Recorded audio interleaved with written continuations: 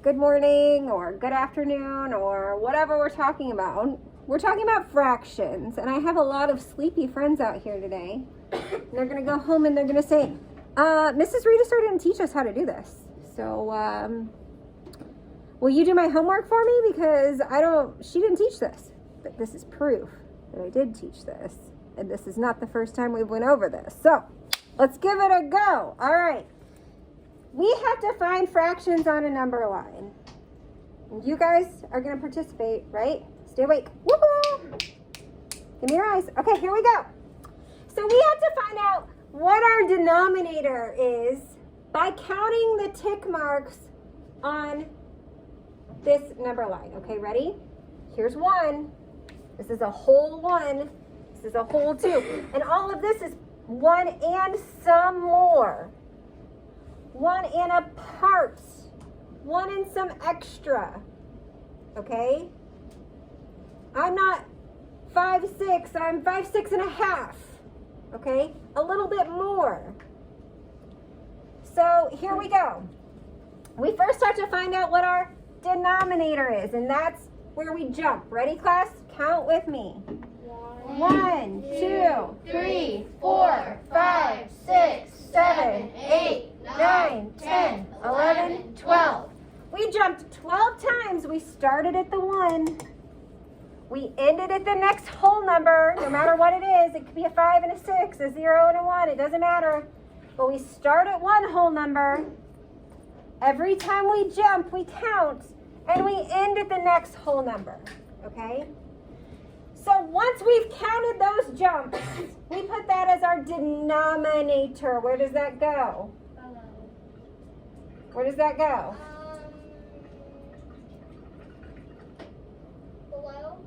Below the line, our denominator. Okay? So now we have to find our numerator. So it could be anywhere on this line. I'm going to pick, right here. So we have to name this fraction on the number line. How are we going to figure out what this fraction is? We're going to jump again. And we're going to stop when we get to that black dot. Ready? Class? 1, 2, 3, 4, 5, 6, 7. So our numerator is 7. This fraction goes right here on this number line. It is 1 and 7/12. 1 and 7/12. Okay? So for tonight's homework, it says write 2 fractions for the point on the number line. I just want you to write 1. I just want you to write 1. Do you have to write 2? No. You just need to write 1. Oh, that's nice. I'll give you one. Okay. Oh, Mr. Springman just gave us some new homework to do. Yay! Should we do one more? No. Yes, we're going to do one more. One more what? Okay, so now we're going to choose this one. What is our denominator? We should remember because we just counted it. Wait, was it 10? Wait. Oh, no, it's not 10. 12. What'd you say? 12. It's 12. And if we couldn't remember, we could just recount until we get to the next whole number. Okay, but we need to find this point to tell what our numerator is. So let's jump. Ready? 1, 2, 3, 4. 4/12. This fraction tells us 4/12. And since we're here with this whole number, it is 1 and 4/12. Okay? One more thing I'm going to show you that's not on your homework, it might be on your homework tonight, is how to find an equivalent fraction. So there's 2 things that come up. Make sure you're paying attention out there.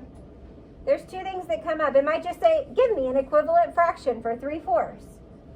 All we do is multiply the 3 and the 4 by the same number. Does it matter what number that is, class? No. No? Could it be 2? Yeah. Could it be 5? Yes. Could it be 10? Yeah. Could it be 45? Yeah. If you want to do that much math, I like to do 2. because I know my twos facts. I like to keep it simple.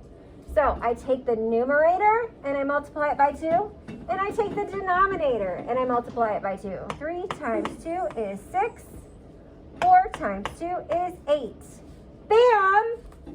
Equivalent fraction. Equivalent fraction. We could do better than that. Bam! Equivalent fraction.